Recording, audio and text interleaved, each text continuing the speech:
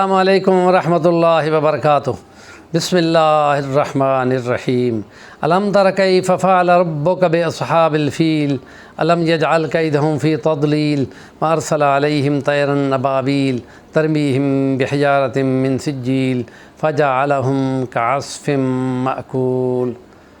سیرت نبوی صلی اللہ علیہ وسلم معیار ہے۔ سیرت نبوی پہ مختلف عنوانوں سے ہم ڈسکشن کرتے ہوئے آ رہے ہیں۔ سیرت نبوی اور عبادات، اور اس عبادات میں رمضان مبارک میں روزے پہ بحث کی تھی پورا مہینہ، اور اب حج کے دن آ گئے ہیں تو حج کے سلسلے میں اب ہم یہاں پہنچے ہیں کہ جو کعبہ مکہ شریف اور کعبہ حرم ہے اس کی باتیں ابھی ہم نے 5واں 6واں ولاگ ہے کر رہے ہیں۔ تو وہ کعبہ اللہ کا وہ گھر ہے کہ جو اللہ نے حضرت آدم علیہ السلام کے ذریعے سے فرشتوں کی معاونت سے قائم کرایا تھا، اور یہ زمین پر سب سے مین مرکز ہے۔ خط طول بلد اور عرض بلد اس کے کراسنگ پوائنٹ پہ یہ اللہ کا گھر ہے، مرکز ہے زمین کا، اور اسی کے اوپر آسمانوں پہ فرشتوں کا کعبہ ہے، اور جس کو بیت المعمور کہتے ہیں، وہاں فرشتے اس کے طواف کرتے ہیں۔ تو گویا یہ ایک سمت کے لیے، جہت کے لیے، زمین پہ بسنے والے انسانوں کے لیے عبادت کی جہت کا تعین کرتا ہے، اور وہ اللہ کا گھر ہے جو آدم علیہ السلام کے بعد حضرت ابراہیم، حضرت اسماعیل علیہ السلام نے قائم کرایا تھا، اور اس میں انہوں نے دعا کی تھی کہ اے خدا، میں نے اپنی اولاد کو یہاں بھی آب و گیا بستی میں آباد کیا ہے، ان کو پھلوں سے رزق دینا اور ان کو نبی مبعوث کرنا جو ان کو تعلیم دے، کتاب دے، تعلیم دے کتاب کی، نفوس کا تزکیہ کرے اور حکمت و دانائی دے۔ اور نبی پاک صلی اللہ علیہ وسلم سے اصحاب فیل کا جو واقعہ میں ہم بیان کرنے لگے ہیں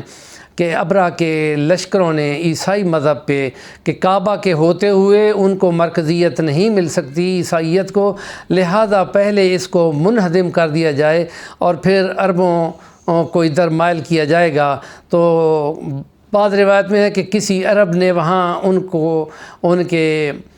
چرچ کو ناپاک کر دیا تھا، اور اس کے غصے میں ان کی فوج نکلی، اور ابرہ اس کا بادشاہ تھا، اور یہ فوج آ کر کعبے کے اوپر ہاتھیوں کے لے کے وہاں چڑھائی کی تھی اس نے، اور پھر حضرت نبی پاک صلی اللہ علیہ وسلم کے دادا عبد المطلب بن ہاشم وہاں ان کے سامنے پیش ہو گئے۔ تو وہ بادشاہ حیران ہو گیا کہ ہم حملہ آور ہو گئے ہیں، اور عربوں کا جو بزرگ ہے وہ کوئی بات کرنے کی بجائے وہ وہاں پہ پیش ہوتا ہے، اور یہ کہتا ہے کہ ہم اپنی بکریوں، ریوڑوں، اونٹوں اور ان کے مالک ہیں۔ اور تو اس نے کہا کہ مجھے تو توقع تھی کہ تم ہماری فوج کے سلسلے میں ہمارے ساتھ کو مذاکرات کرو گے۔ تو انہوں نے کہا دیکھو، ہم اپنی چیزوں کے، ان چیزوں کے ہم مالک ہیں، اور کعبے کا اللہ مالک ہے، اور آپ حملہ آور ہوئے تو وہ خود تمہیں پوچھ لے گا، اور ہم اپنے جانوروں کے اور ریوڑوں کے مالک ہیں، ہمارے وہ حوالے کر دیے جائیں، اور ہم اب سائٹ پہ ہو جائیں گے، اور پھر تم جانو اور وہ خدا جانے۔ اور پھر وہ یہ کہتے ہیں کہ یہ 55 دن پہلے نبی پاک کی ولادت مبارکہ سے واقع پیش آیا تھا۔ تو جو ہی اس کے ہاتھیوں نے موومنٹ شروع کی تو پھر خدا نے جو عرب تھے ان کے ہاتھ سے محفوظ نہیں کرایا، حالانکہ وہ کعبہ ہر سال حج کرتے تھے لیکن مشرک تھے،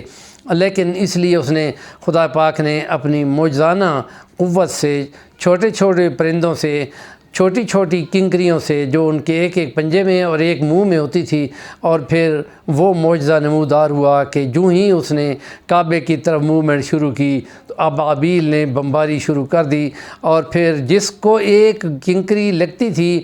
اور علامہ طنطاوی مصر کے مفسر کے نزدیک ایسے طاعون کی ان کی کنکریوں میں جراثیم تھے،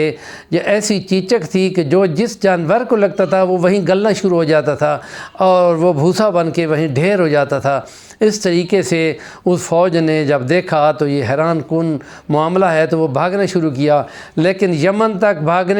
پہنچنے تک وہ تمام ملیہ میٹ ہو چکی تھی۔ یہ خدا نے اپنی قدرت کا معجزہ بیان کیا ہے۔ ہمارے چینل کا نام ہے صفی الوانی، ضرور سبسکرائب کریں اور کام کی بات کا کمنٹ دیا کریں۔